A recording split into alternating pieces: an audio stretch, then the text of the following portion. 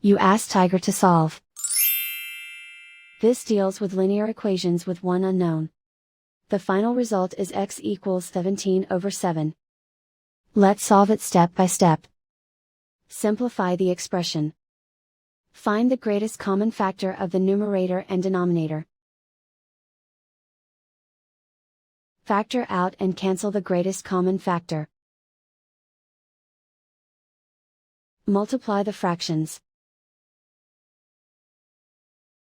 Simplify the arithmetic. Group all constants on the right side of the equation. Add 5/7 to both sides. Combine the fractions. Combine the numerators. Reduce the zero numerator. Simplify the arithmetic. Combine the fractions. Combine the numerators. And so the final result is x equals 17/7.